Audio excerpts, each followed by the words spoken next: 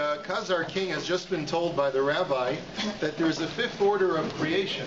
And this fifth order of creation is distinct from the normal level of humanity. Normal human beings do not possess a certain trait that he just described when talking about Moshe Rabbeinu. Moshe Rabbeinu was able to, as he described in paragraph 41, he was a Superman who could, and I borrowed that term not from the comic books, but from Nietzsche. I hope you caught the reference. But he said he could walk through fire unscathed. He could know the future. He could know what would happen to him before he died. He would die peacefully. He could see all of the future history unfolding before him. Yes, so this is a kind of person that what is being described over here is, for Rabbi Yehuda Halevi, the epitome of the prophetic experience, of prophecy. And for what Rabbi Yehuda Halevi has described, what makes certain human beings of a fifth order of creation completely different, a completely different order of creation, a different species of creation from other human beings, is their ability to have this prophetic divine experience of complete conjunction with God. And as I mentioned to you, what's going to become apparent from Rabbi Yehuda Halevi is that the only human beings on this earth that are capable of having this kind of higher order of connection with God are people that are descended from Avraham, Yitzchak, and Yaakov. If you are holy and you are determined to conjoin with God on a very, very deep and high level, you will be limited in your ability to do so just by virtue of the fact that you don't possess the proper pedigree. You don't have the right genetic material contained within your essence to be able to reach this level of prophecy that only Jews are capable of achieving. Now, that's not to say that all Jews necessarily will be able to reach this level. There may be other qualifications as well that he has not told us, but one thing we do know is that if you're not Jewish, you cannot achieve prophecy for Rabbi Yehuda Halevi. There is something essential within the DNA, I don't know, again, we talked about using that as a borrowed term, within the DNA of the Jewish people that makes us unique in that only we, our people, can achieve prophecy and no one else. The KUZARI said in paragraph 42, what you've described is for a divine angelic creature, and he said, well, in paragraph 43, he said, but this is what I've described for you are some of the qualities of one of our prophets, Moshe Rabbeinu. The other peoples have also accepted his prophecies. It was through Moshe that the Jewish nation learned of their divine role and realized that they have a God who deals with them according to his will, based on their behavior toward him. Moshe told the Jews things that were hidden from them, such as how the world was created and what mankind was like before the great flood. And of course, he's explaining that Moshe knew this because of a direct communication that he received from Hashem. He told them how they were descended from Adam, how the flood occurred, and how the 70 nations of the world all descended from Noah's sons, Shem, Cham, and Yafes. He told them how the world developed different languages in connection with the Tower of Babel, where the different nations settled, how different crafts developed, and how the countries grew. He chronicled for them the years from Adam to the present. He's basically described the first part of the book of Bereshis up until Parshas Lech Lecha, and there's a purpose for his describing this in the context of our discussion of the prophetic experience, because he wants to demonstrate that Moshe Rabbeinu knew everything. He knew all that had occurred in the past. He knew all that would occur in the future based upon his ability to communicate and receive communication directly from HaKadosh Baruch Hu. Now we're going to go off in a tangent. We're going to talk about the chronicling of the biblical history. And we're going to go off a little bit off of that in our next discussion, and how this connects to our present discussion of the prophetic abilities that exist uniquely within the Jewish people. But for our purposes today, this is where we're going to hold our text. So we started off on our discussion of this sort of eugenic description of what makes the Jewish people chosen, what makes us special. And it's, as I mentioned to you, it's one of the most controversial points that Rabbi Yehuda Halevi makes in the KUZARI, and it's sort of what's succeeded in getting the Jewish people into a lot of trouble. Over the centuries, one of the reasons why, or at least one of the excuses for the existence of anti-Semitism in the world, is this kind of sense that some other nations of the world have, that the Jewish people hold themselves as being the chosen people, which means that we are a superior people, we hold ourselves above the rest of the world. And the backlash of that kind of theology has sometimes been persecution at the hands of anti-Semites who have a tremendous resentment that what makes you think that you're any better than me? Yeah? So it's certainly understandable if someone in this room were to say, I am deeply uncomfortable with this form of theology which describes the Jewish people as somehow being inherently, ontologically different, not a different species of human being, and so forth. I will tell you this much. There are a lot of advantages to it as well. One of the best ways to prevent an intermarriage, if you ever find yourself, God forbid, in a position where a family member of yours is contemplating marrying someone out of the faith, one of the ways to prevail, one of the ways to present an argument that would dissuade that individual from entering into such a relationship is to say, you're not compatible because. And why are a Jew and a non-Jew not compatible? Well, we love each other, all of our interests are the same, neither of us is particularly into our religion, right? So religion is not going to be an issue. We'll let our kids decide for themselves how they want to be raised, all of the standard answers that you can think of, yes? But at the end of the day, if you subscribe to the theology of Rabbi Yehuda Halevi, what you can present to the person is there is something essentially different between a Jewish neshama and a non-Jewish neshama. So that on the deepest of levels, even if you're compatible in all other ways, but on the deepest level, which is something that is spiritual, which is not quantifiable, not definable, not something that we can gauge, there will come a point where that will emerge in your relationship, and you will feel a sense of not being fulfilled as a result. So I've seen it work. There's something that gnaws at the pintel yid within every one of us that sort of helps us recognize that there's something that, we're a little bit conflicted, right? Because on the one hand, there's something that is appealing about this theology, but on the other hand, there's something that's repulsive about this theology as well. Are you sympathetic with my difficulty with it? Does it resonate with you? Okay.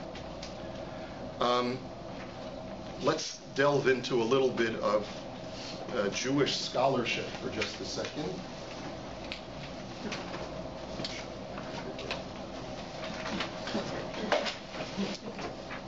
What about a convert? What about a convert? What about a convert? That's a good question. May I defer that question? Because it's very thorny for Rabbi Yehuda Halevi. You won't like my answer. So I'm going to defer I'm going to defer and pretend like I don't know the answer to the question for now, and we'll figure it out later. Okay? But I promise you, we will. If you stick it out, we will get to that. Rabbi Yehuda Halevi will directly address converts at some point down the road.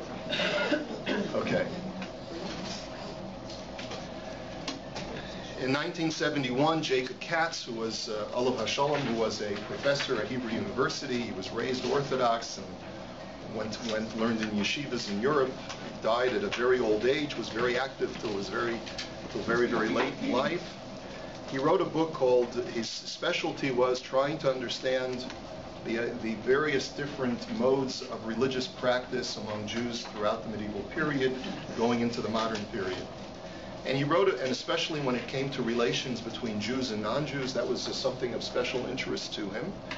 And he wrote in 71, he wrote a book called Tradition and Crisis, Jewish Society at the End of the Middle Ages. And bear with me now, because we're gonna move away from traditional texts now, just to be able to understand a certain passage, which will bring us back to Rabbi Yehuda Halevi. Do me a favor. Let's just try an exercise. Take the lady sitting next to you, and I'm going to give you a little bit of an introduction to this text. Take a couple of minutes to read the text to yourselves, and then let's discuss it. Okay?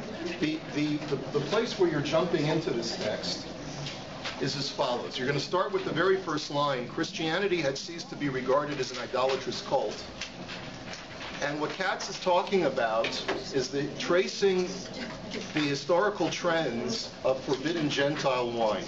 Now we know that there's such a halacha. Let me set this up for you, and then I'll send you off on your way. We know that there's a halacha that Gentile wine is prohibited. The wine of Christians and the wine certainly of Christians, and then there's a discussion in the Rambam whether the wine of Muslims is prohibited, but for now we know it's the wine of Christians that is prohibited, and I gave a shiur one Monday night about it, which is available on Kosher too. And the question is, why is it prohibited? The rabbis forbade what's known as stam yenam, that even wine. Originally, the Torah only prohibits wine that's used in the actual practice of idolatry. The rabbis extended that prohibition, that all non-Jewish wine, even if it's just manufactured for sale, not for idolatry, all Gentile wine is prohibited, and that prohibition has been in effect for centuries. And that's why we have to have special kosher wineries. Now, what Katz does is he traces a very interesting historical phenomenon. Originally, the emphasis on the reason for the prohibition of Gentile wine was because this was a way of preventing any mixing between Jews and Christians, because the fear was that Christianity was such a similar breakaway cult, breakaway sect of Judaism, that the idea of having gatherings between Jews and Christians and having wine over those disputations, discussions, and so forth would result in a blurring of the lines between Judaism and Christianity, to the point where we would lose people to the faith, and Judaism would become permanently scarred and distorted by Christian influence. And as a result, one of the ways to prevent that from happening is that the rabbis forbade Christian wine, to make sure that there would be a very strong divide between the Jewish and Christian communities, so that Judaism would remain pristine and would not be affected by Christianity. They didn't know about Scotch. What's that? They didn't know about Scotch. They didn't know about Scotch.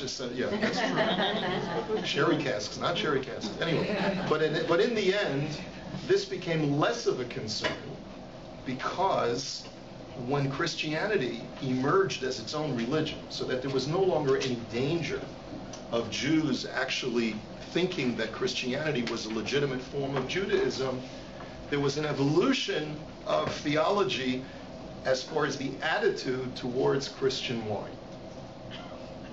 And as a matter of fact, there's recently a book by one of the Soloveitchiks called The Manufacture of Wine Bimei HaBeinayim, during the medieval period, which I have in my library. It's one on my to-do list, but I'm sure he discusses this as well. Take a look at what Katz has to say, and just read down to the end of the page with your chavrusa, and then we'll take literally 2 minutes, and then we'll talk about it. Go ahead. So let's unpack it a little bit. Let's figure out what is Katz trying to present to us? What kind of theological evolution took place over the course of the centuries as the divide between Christianity and Judaism became more stark and more recognizable? Would anyone like to suggest what kind of evolution he's describing in this passage?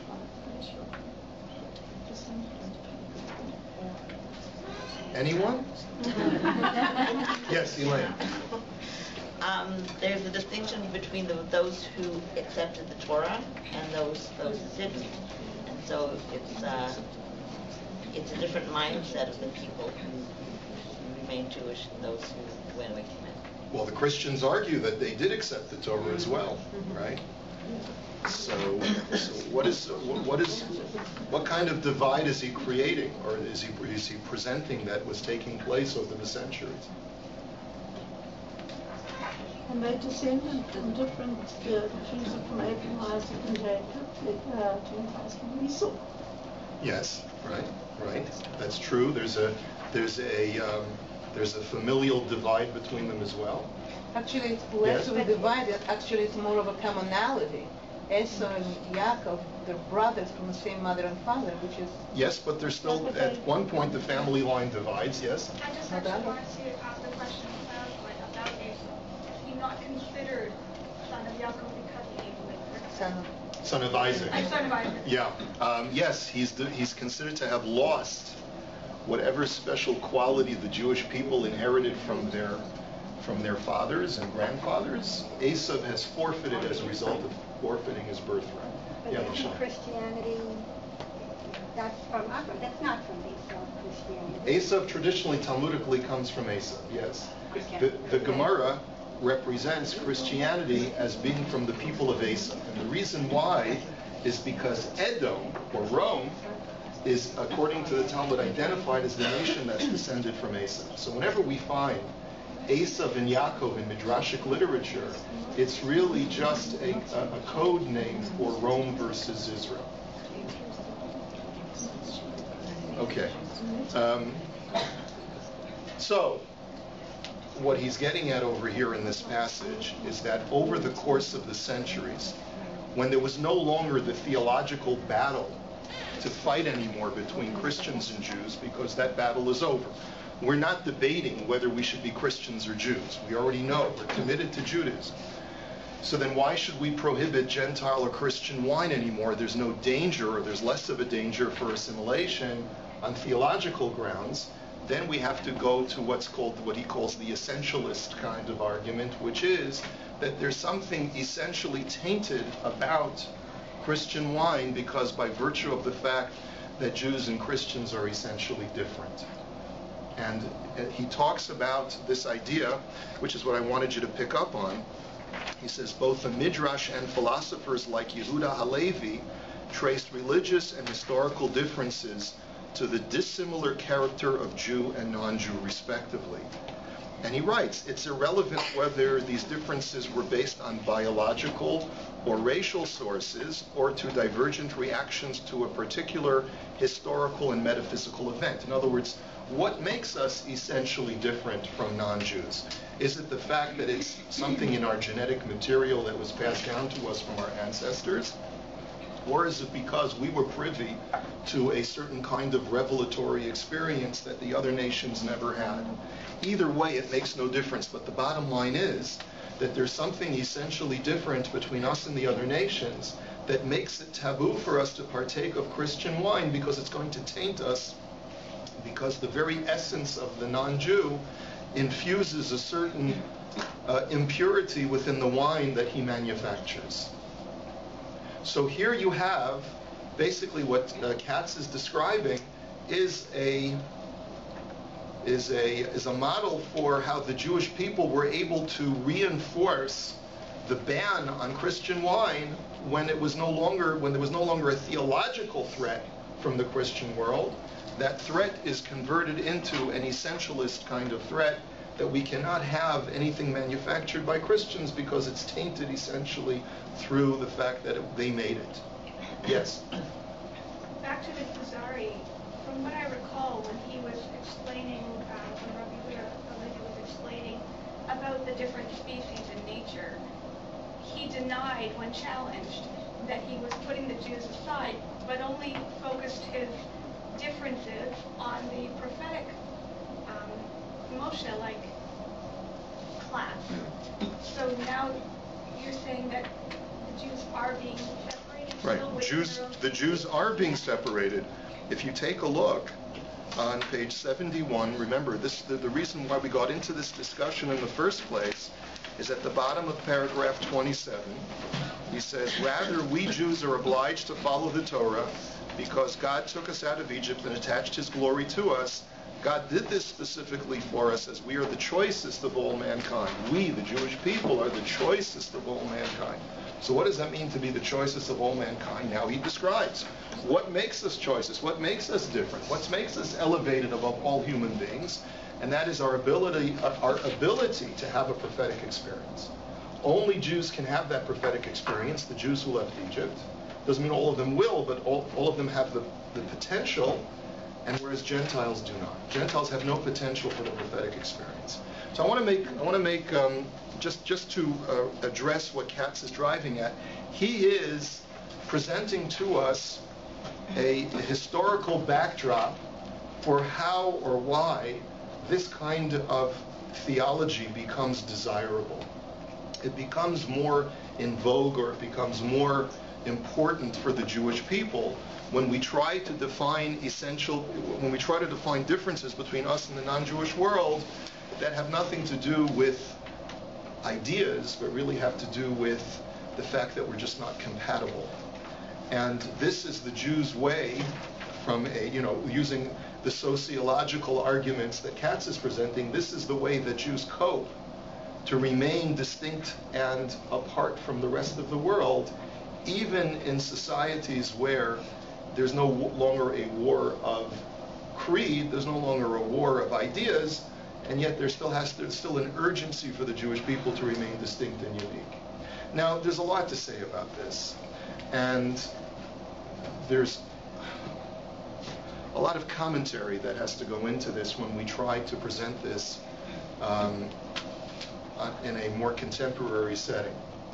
I was just having this discussion with my son, one of my sons, at the Shabbos table, because he presented a beautiful Devar Torah that really the bottom line was that it was talking about, he received it from the yeshiva where he attends, where one of his Rabbeim had told him a story about how even the nice traits of the Goyim should not be admired, because eventually, since they are not holy, they will not use their positive traits in the proper fashion. And we talked about whether there's any redemptive qualities at all within non-Jews. And this is a big discussion, and it's an important discussion, because invariably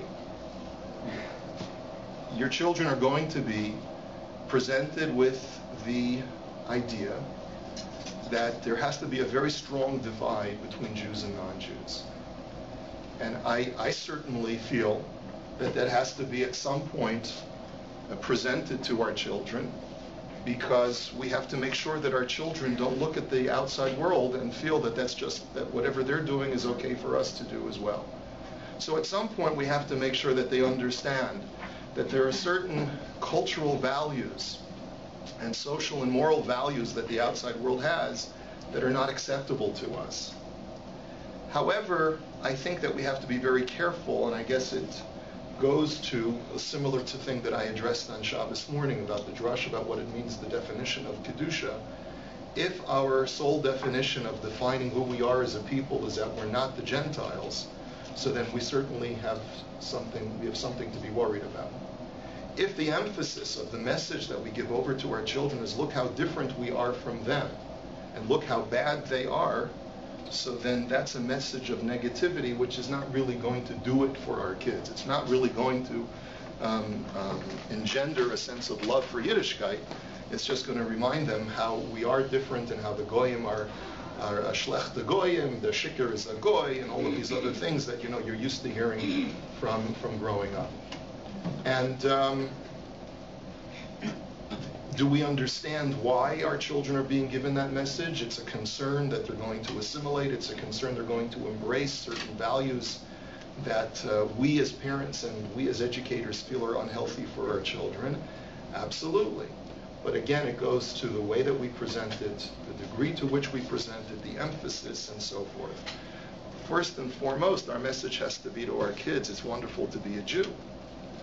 And it's only when they become so universalistic in their thinking that they want to embrace the entire world with the beauty of Torah, then we have to insert a certain message of there is Asher Bachar Banu Mikol Ha'amim, that God chose us from among all the other nations, and He did make us distinct, and we have a special purpose, and we have a special mission. But again, this essentialist doctrine is something that we have to know how to approach it, and we have to know how to apply it, and especially when we're dealing and just having this discussion with our children. So there's a lot to discuss here. what I want to, yes, okay, let's take some points. Yes, go ahead. So just because you're talking about then the children, so sorry for backtracking a little, and I'm sorry to everybody. What if you had a child born of a Jewish mother and a non-Jewish father? So then you're saying that the child is Jewish. So which part of the soul then is that still a Jewish neshama? And if the converse is the fact that it's a Jewish father and a non-Jewish mother, does the Jewish father's soul hold less validity, or how? No, it's an excellent question. What happens to that? Yes, it's an excellent question. Why is matrilineal descent the criterion for defining Jewishness? That I can, you can see whose baby it is, sort of thing, but. No, but it has to, but I would use the analogy of genetics in the same way. You know, there are certain traits that are only passed through the X chromosome. Okay, I'm not a doctor, but I play one on TV. But in other words, I don't know a lot, but this much I do know. There's the X chromosome, which is the female, and there's the Y chromosome, which is the male. There are certain genetic dispositions that can only be passed through the X chromosome. There are certain genetic dispositions that can only be passed through the Y chromosome. Yes, so it's not surprising that we would say that that there are certain spiritual genetics that can only be passed through the X chromosome and not the Y chromosome. Yeah. So is that a good analogy? Does that help you at all? In other words, Jewishness, the Jewish neshama, that certain metagene, that certain quality that allows us to have the prophetic experience, is passed through the mother. It's not passed through the father. There was a time when there was Catholic. Okay, that's true. That was before this was crystallized. Did you Yes, I was wondering then, to what degree do we owe respect to someone who clearly follows the Noahide laws? If we are separating from them, are they not worthy of a true follower of the Noahide laws, a non-Jew? Is he not worthy of good respect? There's no question. I don't think even Rabbi Yehuda Halevi would have a problem with showing respect. Everyone was created b'tselem Elohim. Everyone was created in God's image. Even Gentiles who don't observe the Noahide laws deserve respect if they do valorous deeds. And so this is not an issue of whether we respect people or not. It's a question of how we view a certain hierarchical order of creation and where we place ourselves versus the rest of the world. Now, I think really what your broader question is, what are the ramifications of this? What are the repercussions of this? And this is an important question to ask because a lot of people have a very serious problem with Rabbi Yehuda Halevi because they tend to translate this into, well, look at all of the other nations of the world who had eugenic theories. All you have to do is look at Nazi Germany, who viewed Jews as being subhuman on some level, and they used that as the pretense to go and exterminate and commit genocide. So isn't this a dangerous theology? Well, one answer to that is no, it's not dangerous, it's neutral. You don't do anything with this unless you have malice in your heart. You can use something like this to kill and exterminate. But if you have no malice in your heart and you have respect for all of God's creatures, but you recognize that there are some with more and some with less, look, do I go over to a tree and pull off a branch because it's not the apple? Right? In other words, I don't have malice towards branches and leaves because they're not the fruit of the tree. Just because the Jewish people represent the fruit of the tree of humanity doesn't mean that we should go and wantonly destroy the rest of the tree of humanity. There obviously is a purpose that God embedded within nature. If indeed this is an accurate depiction of the family of man, then there is a purpose for all of us to exist, Jew and non-Jew alike, even if there is an inherent difference and an inherent superiority that exists within the Jew. So, I want to just mention one more idea, because there's so much more that we have to get to. Do me a favor and hold on to this for next time, because we didn't even have a chance to touch on the Rambam yet. And so the other thing,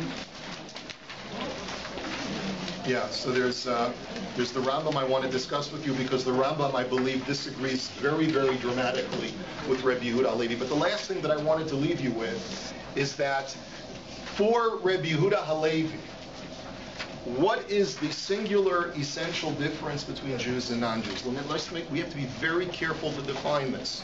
Does it have to do with intelligence? No. Does it have to do with physical superiority? God, no, right?